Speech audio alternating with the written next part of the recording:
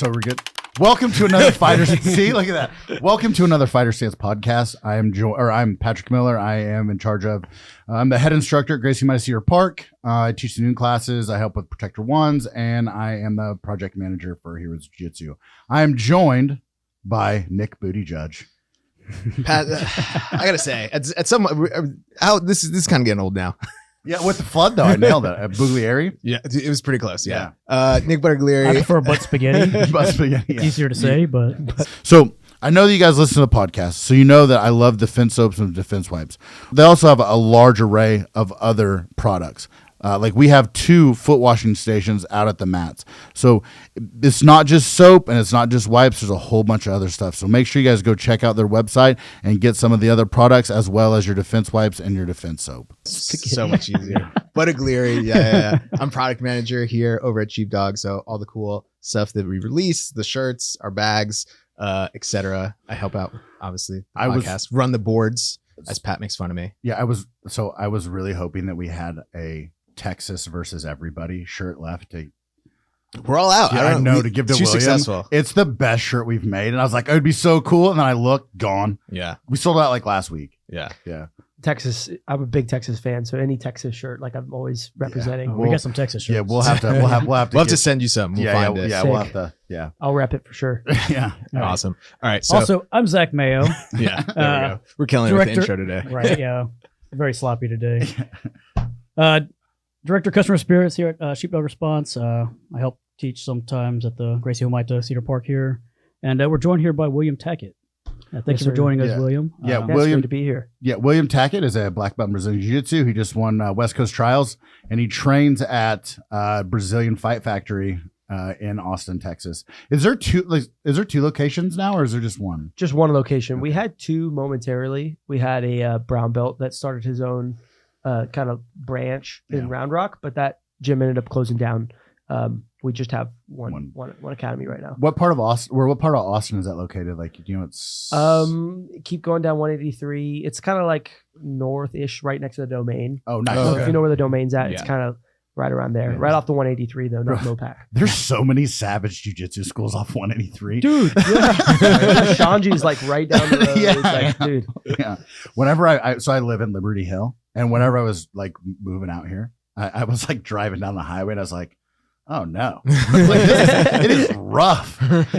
Yeah, it's wild the way jiu-jitsu has really grown in Austin, Texas. Yeah, I've been here since 2009 doing jiu-jitsu, and it was not this way at all. It's the mecca of jiu-jitsu, right? Like the other argument would be maybe like San Diego, because like AOJ and Atos, but like here you have like New Wave, you got Brazilian Fight Factory, you got B Team, you got Six Blades. Like the jiu-jitsu that is in Austin now is crazy. And then you got a bunch of really tough local gyms. Like you guys got your gym, you got like Vow, you got like all these other gyms that are like really tough local gyms that are on the come up and raising good competitors. Yeah, Cooper's. Yeah. Shout out to Alex Assad. He trains at Vow. He's a brown belt. He's also my tattoo artist. He's a brown belt, or? He's a brown belt. Yeah. Oh, it's a black belt. No, he's getting close. Yeah. Yeah. No. So you start when you started doing jiu-jitsu in 2009. Yeah, I started in 2009. How old were you when you started? I was 8. Damn, so I was born in 01. How old are you now? I'm 22. Oh my god! Yes, sir. You've been training as long as I have. I'm like 35. That's the craziest part, especially like nowadays, right? Like I feel like it used to be people started later in life. Like I started at 28, and like just because it wasn't like in fashion or like as popular. Available. But now you get kids starting at 8, and it's crazy. Like It's like that commercial that you saw where it was like the little girl's like, I got so much stuff I have to do this week, and I got to do jiu-jitsu, I got to do this, I got to go to a birthday party. Like it's a thing. Like you see the kids now, like we start at like 4 here. It's 3.5. 3.5. Yeah, like same at our gym. We'll have like a 4 to 6 year olds class, and sometimes even we'll have 3.5 year olds if they're physically there. But it's wild that these kids can start at such a young age with high level coaches already. Yep. Like for me, when I was 8 and I started, like my coaches were like purples and brown belts, and they were like hobbyist purples and brown belts. Like nowadays you could be 4 years old starting with like a black belt world champion as your coach. Yeah. And it's just like unfair. So unfair. It's terrifying. You see some of these kids are like 6 years old, like berimboloing each other, and you're like, I'm 40 and I'm a black belt. My body doesn't move like that. And you're getting the technique down now. Like again, like you and your brother are kind of like that evolution of where you started so young and now like that's like now breaking in, and really all you've done is jiu-jitsu. Like you don't have a wrestling background. Like a lot of people have a wrestling background and then they'll come into jiu-jitsu. Like you. At 4, yeah, right? see? Nice, William. Thank you. We appreciate it. It's so much better when we get the guests to do it. right. Than we sneak it in there. Thanks, guys. No, but you started so young, and like that's like what you've dedicated everything to, and to see that where you're at now, right? Like it's amazing. Because back in the day, it was like you had to be from Brazil, or you had to be like a Division I wrestler, and then you like the transfer was really easy. And now we're seeing people who are just really good at just straight up jiu-jitsu, and your wrestling is world class. Like if you look at like the trials, like you out wrestled some really good wrestlers, and it like they're doing it at New Wave too. Like those guys, like you look at like Marigali's wrestling now, like it's so good. Yeah, it's last Wednesday I did an open round with him, and we started standing, and I was like, I'm really good at wrestling, and I am not doing great. Pat is he's training for a super fight he has in June, right? Yeah. So he's down at Roca a few days a week, and John Donaher gave him 3 compliments in one day. He came in. Nice. He came in. I was skipping, He bro. told everyone. He was like, "So you never guess what happened?" He's like, Yeah, "It was so great." Yeah, but it's weird compliments like nice rash guard. Like, you move good for a big You need guy. to pull the sleeves up a little bit. Though. Yeah, Halfway up the wrist. Yeah, you move good for a big guy, and then what was the other one? I took someone's back. He was like, "That was good," and I was like, "Dang." I mean, I'll Keep keep a tally. "Yeah, yeah, yeah." Yeah. It happened 2 days in a row too. Where I got one day, and then I got like 3 the next, and I was like skipping. I mean, he's regarded as like the greatest jiu-jitsu coach right now. Yeah. I mean, he's raising the best competitors. Like, and you can argue that okay, these guys have had experience before they joined with him, but they were not the caliber they are now. Like Marigali probably wouldn't really do well in the Nogi scene. Does a few months of John Danaher, places at ADCC. Like that's unheard of, you know. And then you got Giancarlo Badoni, same thing. Like Giancarlo was really good, but not like a big Nogi guy. He would get submitted by just your typical leg locker that didn't have a lot of experience. And then now like winning the ADCC championship, dominating. Which is crazy because so like you two are like, I feel like you two are going to be on this like going to be on the same path, right? Like because he won trials and then won ADCC. Like you won trials, like you could do that too. I think he might have been the only person to win like an American trials and then go straight into winning the ADCC because. So do you want to get some extra energy without everything you're going to find in some energy drinks? Get some Go Pills. Go Pills are all natural, made in the USA, no gelatin, plant-based. Try some Go Pills today. Do it though. It's very uncommon for people to do well, like the American trial winners to do well in ADCC. It's very uncommon. I guess Cade Rotolo did that too. Yeah. Now that I'm thinking about it. So yeah, so like, but that was last year, like the last one they had. So 2 people did it. You could be the 3rd. Yeah, I would love to. Yeah, like, I'm gonna try. Again, looking at like, if you look at like how everything's set up for you at trials, you look at who is your El Monstre? Yeah, El Monstro, Elder Cruz. Yeah, Elder Cruz. So Yeah, Elder Jay Cruz Rodriguez. he's got some big wins. He's got a big win over Nicky Rod, like who's number 1. Yeah. So like, well, he did well at ADCC as well. Like he did the 99 kilogram division, which is too big for him. Yeah. And he beat Patrick Gaudio first round and then gave Kainan Duarte, I think the toughest match of the tournament. And then he did the absolute division and he had a really good War of Cyborg. I think just experience played a factor there, but he's a savage. He's good, man. yeah, I think that one of the funnest things last year and at ADCC was the absolute. Oh, like so looking at exciting. like what's his name? He was part of Mika Galval's team and now he's Alliance. Fabricio. Yeah, Fabricio. Like Oh yeah, his like Victor Hugo. Yeah. Oh my gosh, Yeah. that guy's Fabricio. He just beat Giancarlo as well. yeah at a Polaris. Yeah. Like he's a savage. That guy's so he's good. so athletic. But so last Wednesday I did my first round was with Big Dan, and then my second round was with John Carlo, and then my third round was with Marigali. Easy Oh, day. And he still came to work. I sat Still came to work. Yeah, I sat in my car, just hands on the steering wheel. It wasn't on. It was like 80 degrees outside. Just thinking about, I was like, I don't know how I bridge this gap. Like, I'm just gonna keep training. But like, I really thought I was good at jiu-jitsu before I came here, and now I'm like contemplating what I've been doing for the last 20 years. That's a no music on the car right now. Yeah. for sure. I've had plenty of those sessions. Like you drive home, just Yeah. So you just won West Coast Trials. How did you do a camp for that, or you always are training hard? So I used to really focus on camps and do camp. Lately, I've just getting older and years of jiu-jitsu and miles on my body. I have more injuries now. So like I try to not like go from not really training that hard to like doing a hard camp. I feel like I can pick up injuries that way. Now I try to just have like a consistent training schedule. And then I just, during like that 6 weeks or like 8 weeks that I choose to do for a camp, I just focus a little bit more on like studying my opponents, hitting more drills, focusing more on like maybe the certain rule set that I'm competing under, and making sure that I'm always hitting the sessions and I'm not like ever putting something before jiu-jitsu. Like I'm just making it a little bit more of a priority than it typically is, but I'm not necessarily like going and doing like a insane camp. Like I had a pretty solid camp this past ADCC trials, but I also got hurt mid-camp, which I think happens with, you know, maybe training a little bit too hard. So it's just finding that balance. And as I'm getting older, I'm kind of figuring and kind of trying to get more mature in those areas. You Bro, know? you're 22. I mean, I've been competing in like the, you know, this bracket, like this pro bracket since I was like 16. So for me, it's like I have years of experience now that are now, in my opinion, starting to kind of pay off. Where it's like I've taken these losses and I've made these mistakes. So now I'm kind of figuring it out as I get older, you know? I don't want you to give away your secrets, but like what is a normal, when you're in camp, what does a normal day look like for you?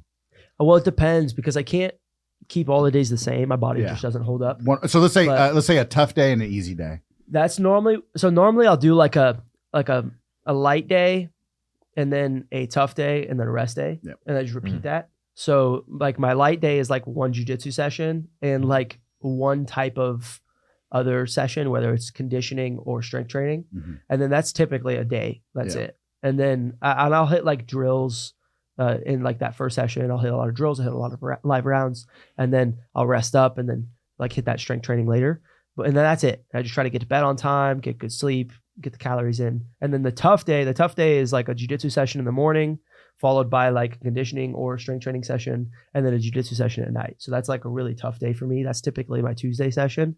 And that's a brutal day. I got to be really well rested and be smart about my session. I'll normally push harder at night and like just get lighter rounds during the day. I might get like 2 hard rounds during the day and then like maybe 3 lighter rounds. And then in the evening, I might do like 3 harder rounds and like 2 lighter ones, you know? And then Wednesday is like mostly a rest day. I'll come in and I'll do like maybe a round or 2, but it's very light, a lot of drills. And then I normally call it after that. At the most, we'll go on a run later that day. The cool thing too is you have like a built-in training partner though. Yeah. like you have your brother, which is awesome. So like, and I mean, he also won. Like you guys are killing it. That was amazing seeing him do that. I mean, he's never podiumed before. Like I've podiumed, like I think 5 times now. And he's never podiumed and then he just won it. Well, yeah, but so impressive. I think it's that thing though where like you guys push each other, right? Like where like you guys are in it together. You guys are brothers. Like, you know, like me and my brothers were all best friends. Like but we sometimes we hate each other, especially when we're doing jiu-jitsu. It's brothers. It's competitive, you know? Yeah. But it comes back to it at the end of the day, like we're like still best friends. Like I talk to them like probably like every other day and they don't live around here. So like it's one of those things where you have a built-in training partner, but you also have a friend, and then you have like another guy like Cody Steele who trains with you guys. Yeah, I consider him family too. I mean, he's my third brother. You know? And you have a younger brother too. There's 3 of you, right? Yeah. It's me, Andrew, and Caleb. What's Caleb? He's a purple belt? No, he's blue belt. He's 16. Okay. Yeah. He's 16-year-old blue belt. Andrew's 20-year-old black belt. I'm 22-year-old black belt. And then Cody is about to be 29. He's black belt as well. He's also an amazing MMA fighter. Yeah, he's got MMA fight in like 2 weeks now. So you have like those 4 people. When he gets ready for his MMA fights, like do you like help him get ready? Like I know you'll do jiu-jitsu rounds with him, but do you like put gloves on and like? So he actually just moved away, so we haven't really been doing much together. I've been doing as much as I can to help coach him because I corner him for his fights, or at least I have in the past. So I try to like give him as good of coaching on my side that I can throughout his camp, but he just moved to Vegas to pursue MMA full time. Nice. He's training at Syndicate out there. So nice. It's a good gym. Oh dude, he's getting great training. It's really good. And like when I was there in Vegas competing this past weekend, I was able to stay an extra day, you know, looking on his training. We even got to go and do some wall stuff with Jake Shields at Extreme. So like, it's just good. He has so much access to good information out there.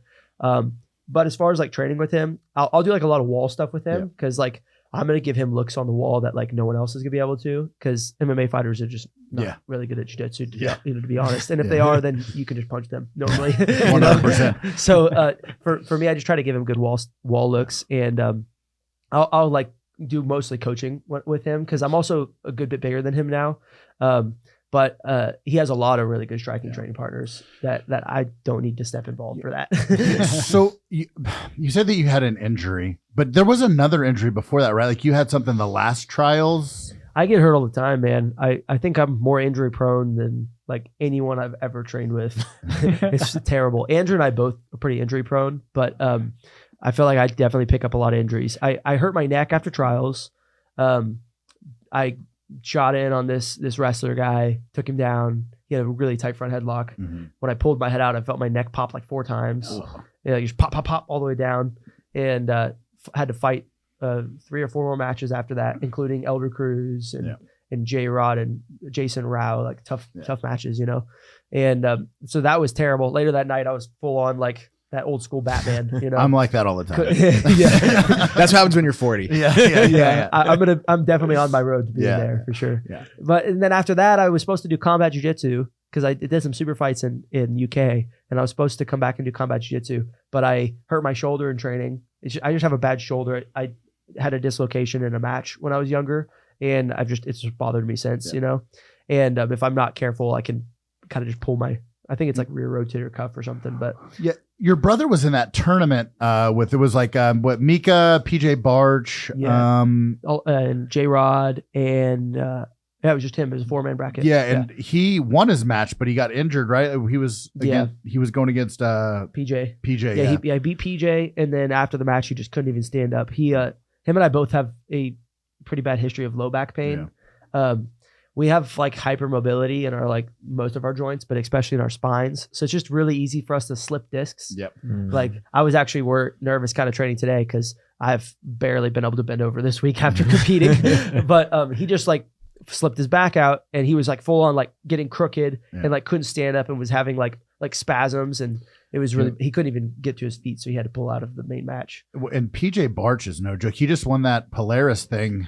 I mean, that's probably why Andrew's back got hurt, is because he was pushed to the limit. Like PJ Barch is a savage. Yeah, and he's really good. Yeah, he's one of those guys too that he kind of like he does everything and he kind of flies under the radar. But I think his first real like big win was this Polaris thing. He has big wins, but like tournament wise, was this Polaris thing. Like it was again, I'm a jiu-jitsu nerd, so I watch everything. Yeah, I mean that's totally for sure. He definitely like flies under guys' radars, because he'll like go into tournaments and he'll take a bunch of like the favorites out. But I don't necessarily see him at the top of the podium all the time, even though like he's totally deserving of being there. It's just the way the cards get dealt sometimes, And it was good to see him crush the bracket like that. I mean, he beat some really good guys. He beat Espen and Levi Jones. Yeah, his wrestling is sick too. Oh, like he's like one of those 10th planet guys, and he's got the 10th planet style, but he's got like that really good wrestling. But anyways, him and Andy Varela are like the 10th planet wrestlers. There's another guy that did a Who's Number One thing who was really good. He had good wrestling. I think he lost, but like his wrestling was good. But so you had you got a little bit of injury, but you had a good training camp up to ADCC trials. You get to trials. When do the brackets get released? Brackets get released like 2 a.m. The day of? Yeah. And then, and then to be honest, they didn't even get released till like maybe 10 minutes before my match, because they redid all the brackets. Like they gave buys to people they shouldn't have given buys to. And then they put people on the same side of the bracket that shouldn't have been together. So they like right before they started our bracket, like started redoing the brackets.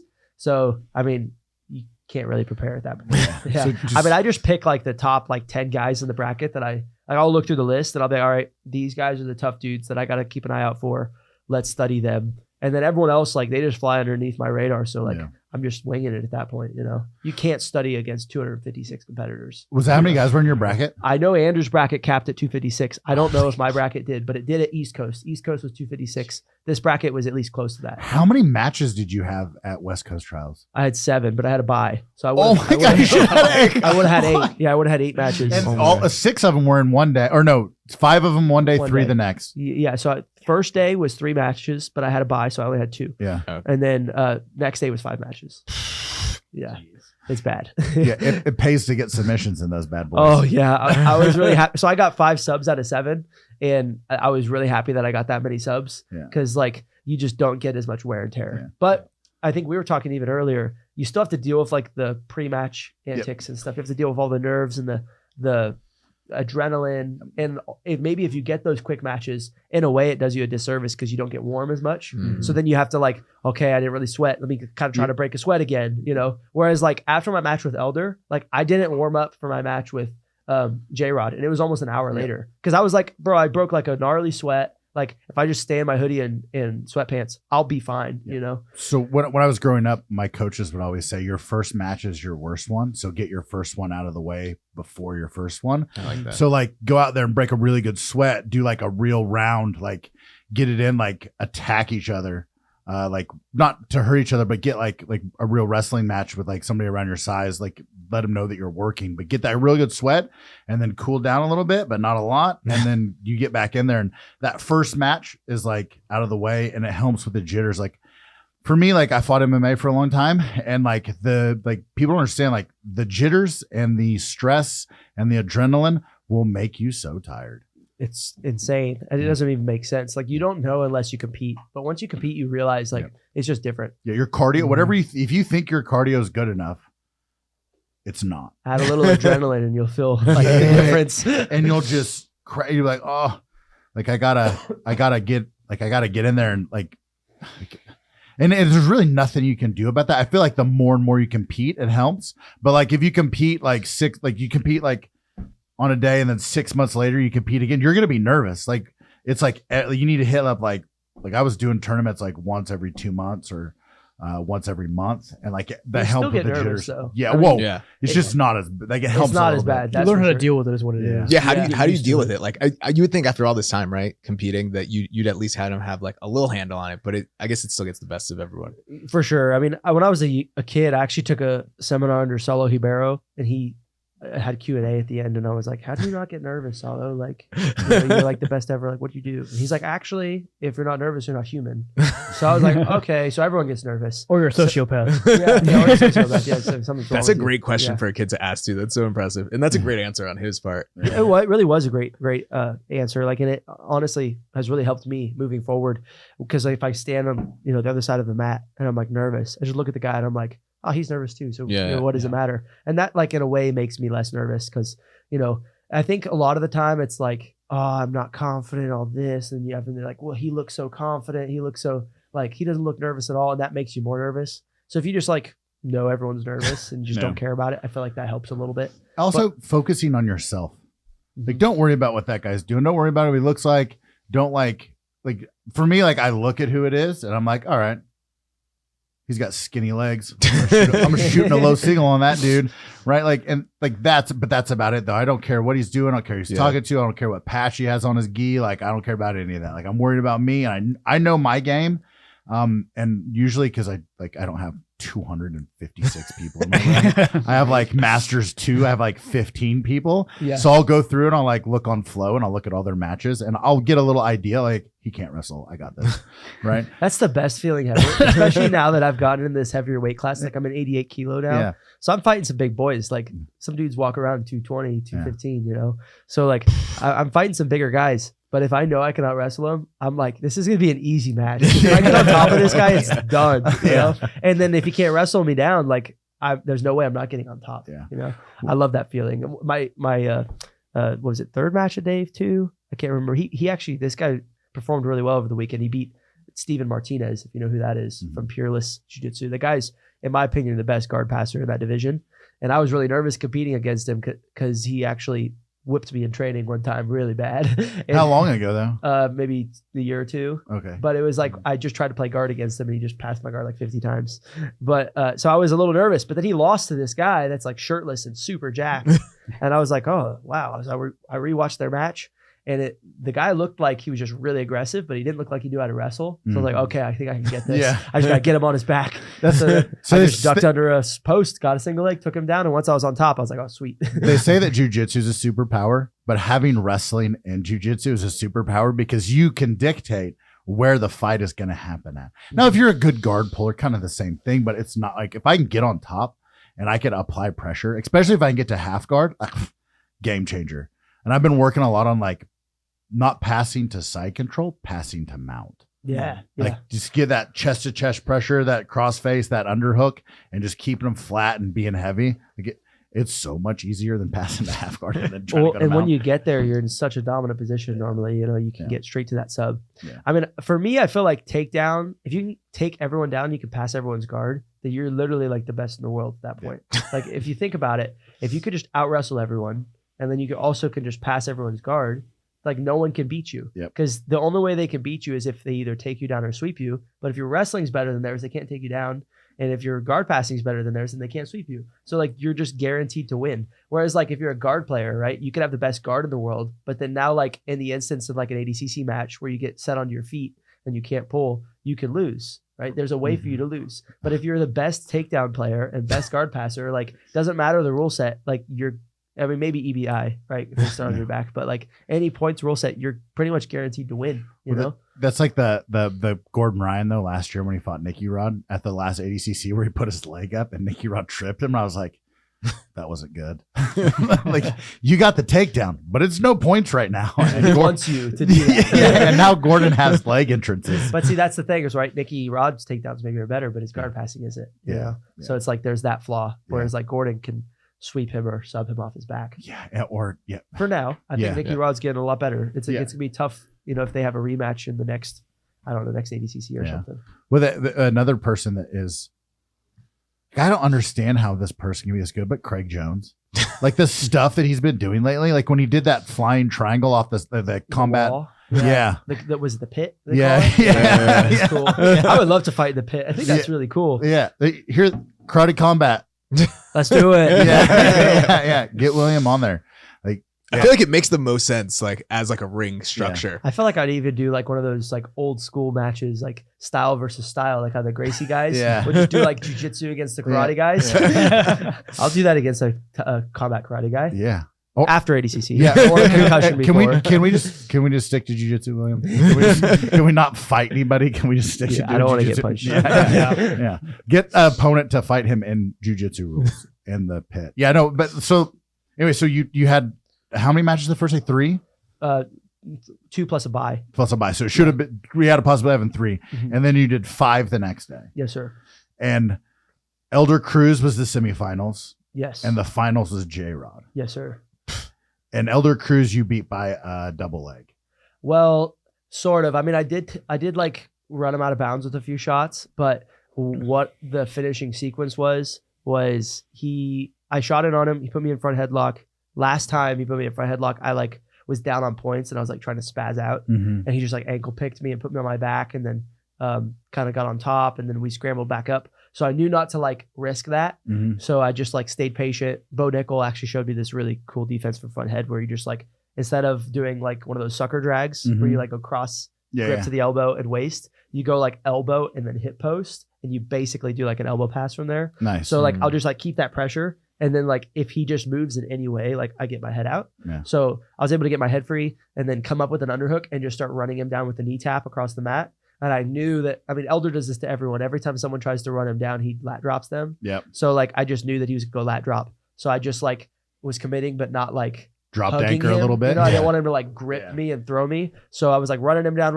When he went for the lat drop, I kind of like let him go, let him fall. And then I like kind of fell over top of him, but I used my foot to kind of like hook his hip. Nice. It was like a little hook, and I pulled myself back Yeah. as he was trying to get back up. I like underhooked him and like tried to try to turn him over. That's awesome. And then he turtled, so I forced front headlock, ran to his back, and then got the hooks in. We call that drop an anchor. Yeah. I like it. Yeah. Whenever you're driving and you're like, oh, and you got to stop a little bit, Yeah. you got to hook something, drop an anchor. It's kind of like in wrestling where you got to keep the toes. Yeah. in, Oh, you know? yeah. And you're like double legging the guy, but your toes are way far behind. Yeah. It kind of felt like that. Yeah. And you're just dragging them and you're like, oh my God. You look at the ref like, I get my points. My toes are in. Yeah.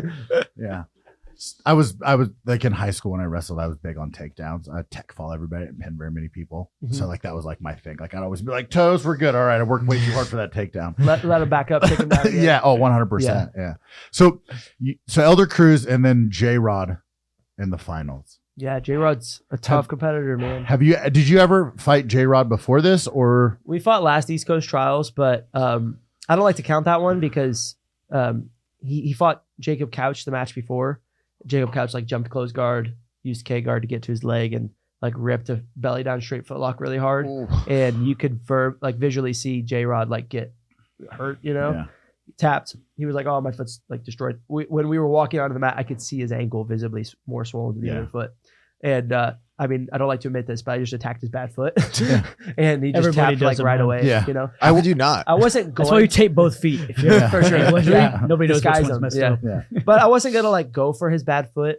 Like that wasn't my only plan. Like my plan was just to like fight him, Yeah. and then if I just got his bad foot, like obviously take it. Yeah, I'm not gonna not do the straight ankle lock or heel hook if I grab that side. Like I'm not aiming for it, but if that's the leg that I just happen to get, I'm going for it. Yeah. And so I actually like shot in a single, got the snatch single, locked up figure 4 in the snatch single. So my figure 4 arm was posting the hip, and I keep his leg in between my legs so he can't post. Yep. And I fall back to my butt, and I basically butterfly sweep him over to that side because he can't post. And then the hand that's on the hip can push him over. So that's a thing I do quite a bit. So I took him down with that. And then when I was in top, he tried to buggy choke me. So I like pulled my head out, and then we just settled in half guard, and his bad foot was just like sitting in my armpit. And I was just like, okay. I just fell back on it. And it was pretty quick. It was like maybe a 30-second, 40-second match. It wasn't super fast, but I don't like to count that one because his foot was already jacked. And it's good that like when you do that, if you could come in like, oh yeah, I submitted him in 40 seconds, you go a little overconfident, but for you to be like, hey, that didn't count. Like I won, but it didn't count.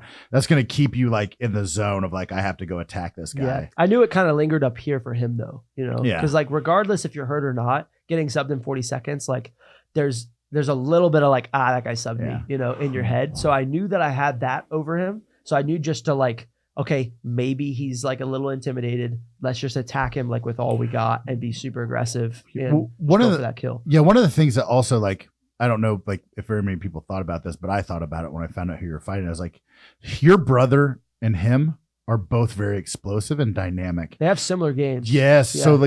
So like the fact that they're so similar, I was like, okay, like that is going to benefit William a lot in this match because like how he like, J-Rod is very like explosive, dynamic. He kind of jumps around all over the place. Like he's very hard to submit. Your brother's kind of the same way. So I was like, that's going to benefit him because he's already trained with someone that's very similar to that. So like, I was like, all right, this is going to be interesting. And then you went out there and you did what you did, and I was like, and then you got him in that footlock, which you taught today. Thank you so much. Yeah, totally. I'm glad everyone liked it. Yeah, like I'm footlocking people with that next week.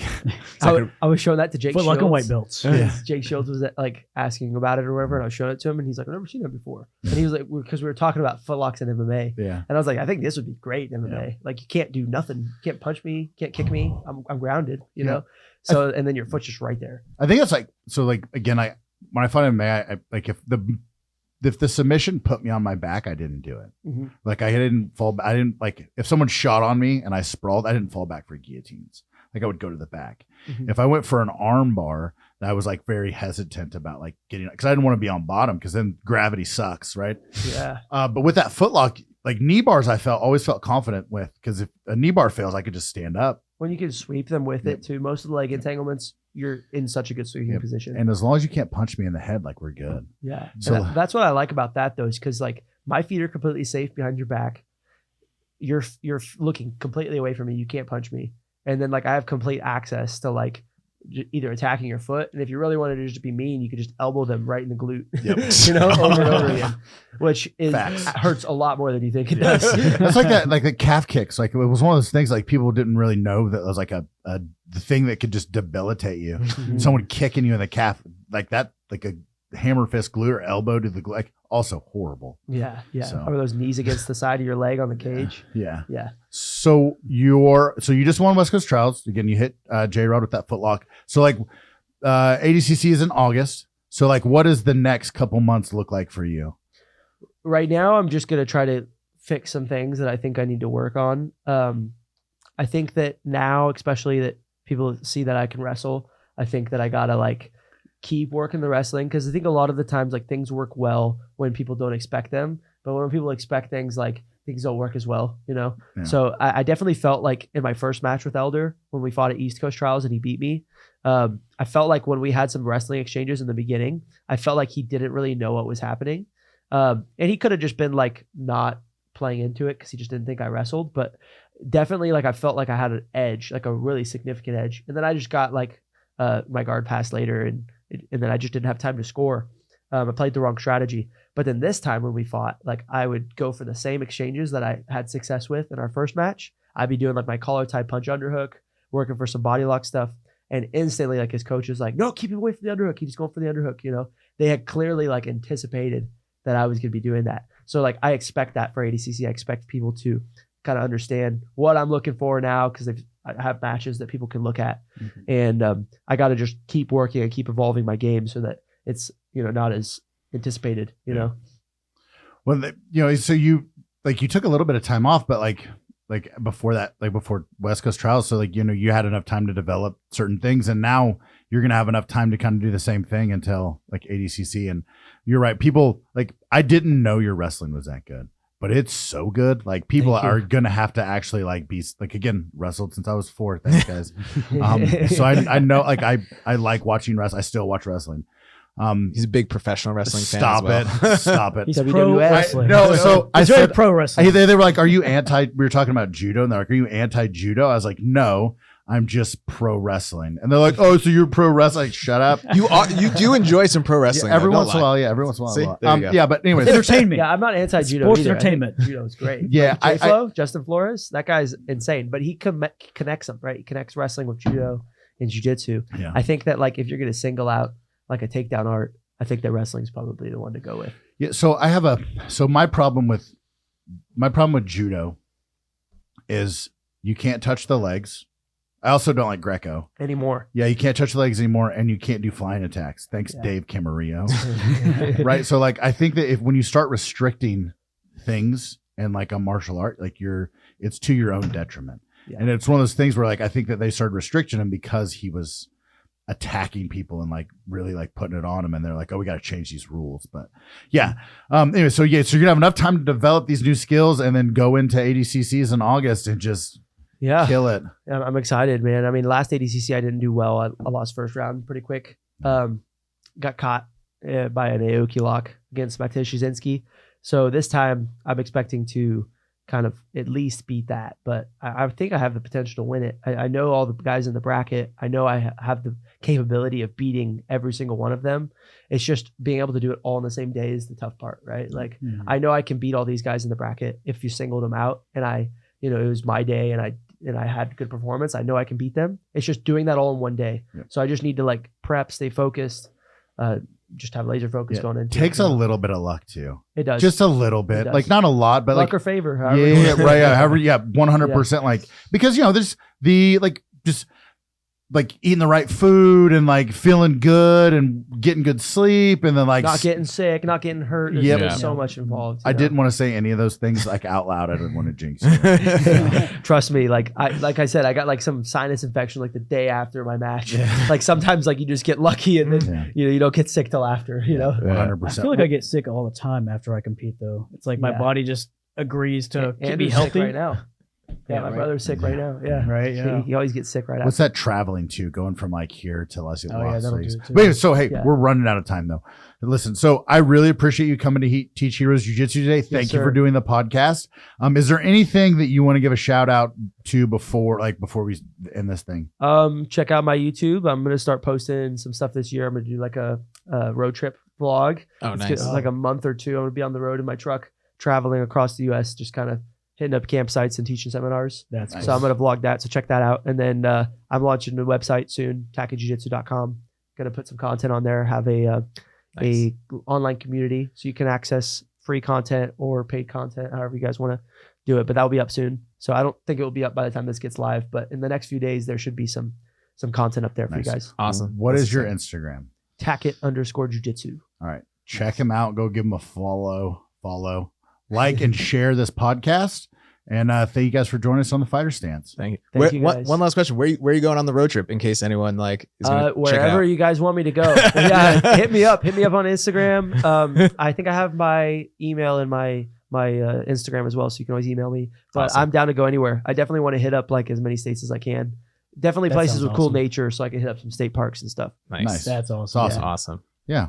All right. Hit them up. Cool. Have fun. Yeah. Thanks for having me. All right. Thank you so much. Yes, sir. All right.